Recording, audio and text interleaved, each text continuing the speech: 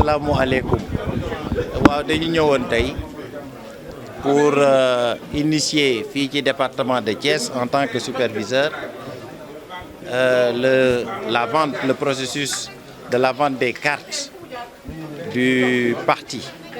notre parti,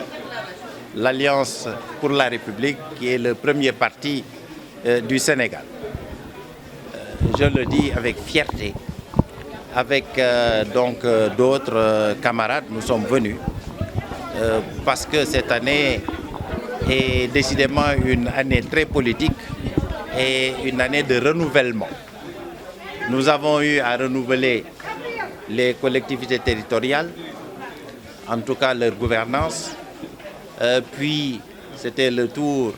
du Parlement, de l'Assemblée nationale, et après cela nous avons également procédé au renouvellement des hauts conseillers, puis celui du gouvernement, et peut-être est venue l'heure aussi pour renouveler le parti. Sur décision du président du parti, le président Macky Sall. Et nous avons eu le grand honneur et le plaisir aujourd'hui de venir à Thiès parce que nous avons été désignés par le président Macky Sall pour superviser le processus en ce qui concerne le département de Thiès avec, comme je le disais tantôt, d'autres camarades. Ça s'est très bien passé et ce que nous avons vu est symbole de la vitalité de notre parti, l'Alliance pour la République. Il s'agit d'une étape importante parce que en 2008-2009, la création du parti qui a 14 ans aujourd'hui, il les aura à son anniversaire en décembre, nous avions vendu des cartes et pour à peu près 400 000 cartes, ce qui nous avait permis dès l'élection présidentielle suivante d'avoir un peu plus de 800 000 électeurs pour notre candidat, le président Macky Sall à l'époque. Presque on a doublé le nombre de militants. Cette année, parce que c'est une année de renouvellement, nous sommes en train de vendre 1 500 000 cartes sur l'étendue du pays et également de la diaspora. Et ce 1 500 000, on espère que, comme toutes choses étant égales par ailleurs, que nous aurons un potentiel de 3 millions d'électeurs pour les échéances à venir. Ce qui veut dire que le parti Alliance pour la République est parti pour être pendant très longtemps, pendant des décennies encore, le parti leader, le premier parti du Sénégal, le parti de gouvernement qui va gérer avec, bien sûr, l'alliance que le président du parti a su bâtir autour de lui, le Benno Bokk Yakaar, la grande majorité présidentielle. Avec cette alliance, nous sommes partis, Inch'Allah, pour gouverner le pays. Un peu plus de 80 000 cartes, 84 000 cartes. Comment comptez-vous faire le travail sur le terrain? Alors, il y a eu une répartition, une pondération qui a été faite et sur à peu près un peu plus de 300 000 électeurs au niveau du département de Thiès, notre cible est de 84 000 cartes à placer. Et aujourd'hui, je suis venu avec le premier tiers que nous allons lancer tout à l'heure pour justement, commune par commune, pouvoir atteindre ces objectifs. Mais c'est des objectifs à minima. Je suis sûr que Thiès va rapporter, au lieu de 84 000, beaucoup plus que 100 000 cartes. Et ce sera à son honneur pour justement cette dynamique que nous avons enclenchée autour du chef de l'État, d'être toujours le parti qui gère, le parti de gouvernement et le parti leader. Le mot d'ordre est clair, le président Macky Sall. Assalamu alaikum. Thiès la plébiscité, le Sénégal aussi le plébiscite. Le président Macky Sall est un président qui travaille et qui travaille bien pour le Sénégal. Ce n'est pas le problème. Le problème, et on n'en a pas. Le problème, c'est plus les autres. Nous sommes sur le terrain et nous travaillons. Nous travaillons avec sérieux. Nous travaillons pour le pays et c'est cela l'essentiel. Vous dites toujours candidat de la paix. Que faites-vous de Benno Bokk Yaakaar? Assalamu alaikum wa rahmatullahi ta'ala wa barakatuh. Dama ne tey dañ fi ñëwoon ñoo ngi sant suñu borom dañ fi ñëwoon tey pour tàmbale liggéey bi nga xam ne moom la ñu président dénk en tant que superviseur ma àndi ci ak sama ay naataango samay camarades Serigne Modou Bara Dolé ngi nii Tamsir Faye sama rak Ansou Sané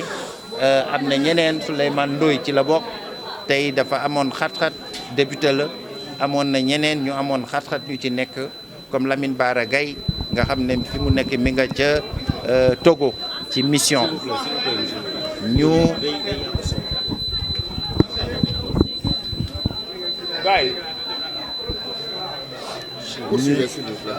ñu ñëwoon fii ndax li ma ko waxee sànq 2022 atum renouvellement la atum politique la ci fànn bu ne renouveler nañ fi ren li nga xam ne mooy maire yi ak conseil de département yi renouveler après député yi muy assemblée nationale renouveler au conseil muy li ngànk institution bi ñuy wax HCCT renouveler gouvernement bi président ne nag léegi dafa bëgg ñu renouveler parti bi dénk na it président Moustapha Niass xalaat pour renouveler Benno Bokk Yaakaar ses instances de gouvernance donc mu nekk atum renouvellement atum anniversaire nga xam ne ñun suñu parti ci suñu wàll dina am fukki at ak ñeent loolu maturité la ñu ci sant yàlla ndax dañoo créer parti bi président Macky Sall daf ko taxawal rek ñu jot ci nguur gi donc ñoo ngi ciy sant suñu borom ci niñ ko yoree am ci fierté it di sant di ñaan suñu borom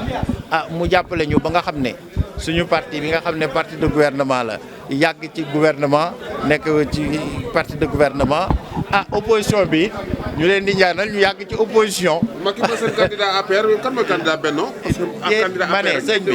même ma wax ak sénégalais yi ba pare li important loo gis dafa am heure bu jotee wax cee yomb waaw fii mu nekk nii liggéey bi ñu président dénk mooy carte yi nga xam ne moom la ñuy dëgmal bala nga naam ne fa suñu parti am na fukki at ak ñeent boobu ba léegi ca ba ñu tàmbalee 2008 2009 ba léegi ñu jaayi carte jaayataguñu carte boobu ba léegi te ñiy fëgg ci bunt bi bari na Sénégalu 2000 il y a 14 ans ñaata la ñu woon ay millions sénégalais boobaak léegi yokku na nit nag lu mu def mu jikkoo dina ko tollanti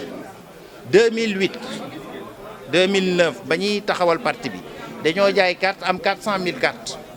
ba élection présidentielle ñëwee ñu doublé ko am 800 et quelques mille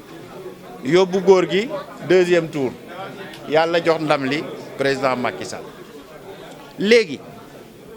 bi ñu nattee fukki at ak ñeent après président woote le 7 octobre secrétariat exécutif national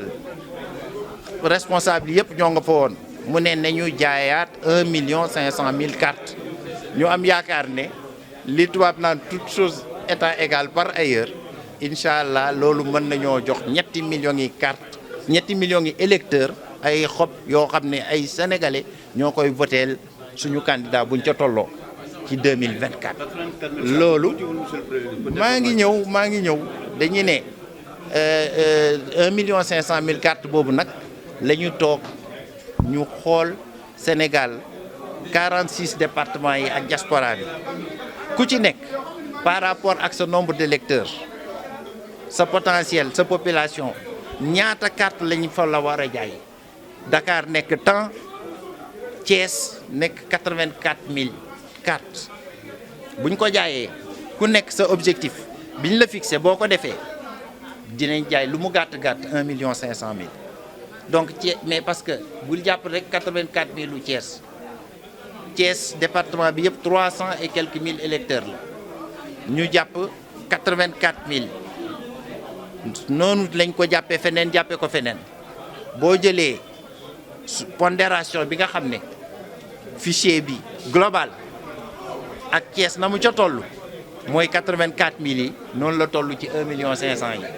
donc bu ko nekk jaayee li nga war a jaay bu ñu dajalee dinañ am 1 500 000 mu jox ñu potentiel lu 3 millions d'électeurs nga xam ne incha allah bu ñu ca tolloo dañuy balaa midi ñu dégg biiw ñoo ngi sant nag engagement fii mais xale yi wane na également seen xadar ak ñàkk a jubóo non du ñàkk a jubóo man de gisuma fi ñàkk a jubóo déet waxuñu naqar ci parti bi ñoom ay difficulté la ñu am fii ci Thiès la ñu wax waaw li tax ñu am difficulté pour di gagner ci Thiès loolu la ñu wax wante waxuñu ci parti bi de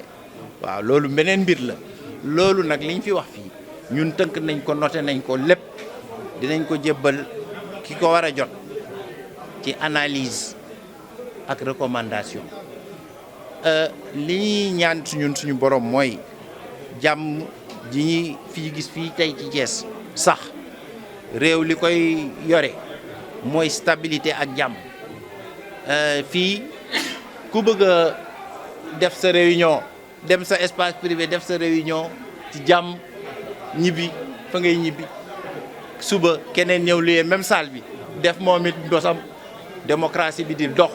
incha allah jàmm di continuer di am ci réew mi ñun loolu la ñuy ñaan ndax bala ngay construire il n'y a pas de développement sans paix développement mënoo koo am boo amul jàmm donc yàlla na fi yàlla saxal jàmm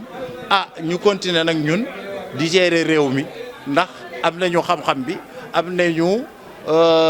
ambition bi émergent pour que réew mi mën na cee génn ci 2035